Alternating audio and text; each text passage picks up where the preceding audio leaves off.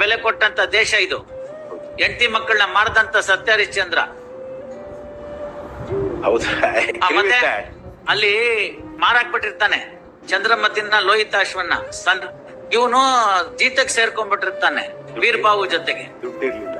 ವೀರ್ಬಾವು ಜೊತೆಗೆ ಸ್ಮಶಾನಕಾಯಿಗೆ ಸೇರ್ಕೊಂಡ್ಬಿಟ್ಟಿರ್ತಾನೆ ತೀರ್ಸೋದಕ್ಕೋಸ್ಕರ. ಸೇರ್ಸ್ಕೊಂಡ್ಬಿಟ್ಟಿದ್ರೆ ಹೆಣ ತಗೊಂಡ್ ಬರ್ತಾಳೆ ಲೋಹಿತಾಶ್ವಂದು ಚಂದ್ರಮತಿ. ಸ್ಮಶಾನದಲ್ಲಿ ಊತಾಕ್ ಬಿಡ್ತೀನಿ ಅಂತ ಕೇಳ್ತಾಳವಳು. ಏನಪ್ಪಾ ಅವಕಾಶ ಮಾಡ್ಕೊಡು ಅಂತ. ದುಡ್ಡು ತಂದಿದ್ಯಾ ಅಂತ ಕೇಳ್ತಾನೆ. ಫಿಕ್ಸ್ ಆಗಿರುತ್ತೆ ರೇಟು. ಒಂದ್ ಗುಂಡೆ ಹೆಂಡ, ಪಂಚೆ, ಇನ್ನೇನೋ ಧಾನ್ಯ, ಒಂದಿಷ್ಟು ರೂಪಾಯಿ ಅಂತ. ಅದ್ ತಂದಿದ್ಯಾ ಅಂತ ಕೇಳ್ತಾನೆ. ಚಂದ್ರಮತಿ ಹೇಳ್ತಾಳೆ, ಎಲ್ಲಿರ್ಬೇಕು ನನ್ನ ಹತ್ರ ಏನಿಲ್ಲ, ನನ್ ಮಗ ಸತ್ತೋಗಿದ್ದಾನೆ ಬಿಡು ಅಂತ. ಆಗ ಹೇಳ್ತಾನೆ ಸತ್ಯಹರಿಶ್ಚಂದ್ರ, ನಾನಿವಾಗ ನಿನ್ ಗಂಡ ಅಲ್ಲ, ನಾನು ನಿನ್ನ ಮಾರಾಕಿದ್ದೀನಿ, ಹಳೆ ಸಂಬಂಧ ನೆನಪಿಸ್ಬೇಡ. ಇದಿಷ್ಟು ತಂದ್ರೆ ಉಣಕ್ ಅವಕಾಶ ಮಾಡ್ಕೊಡ್ತೀನಿ, ಇಲ್ದೇ ಇಲ್ಲ.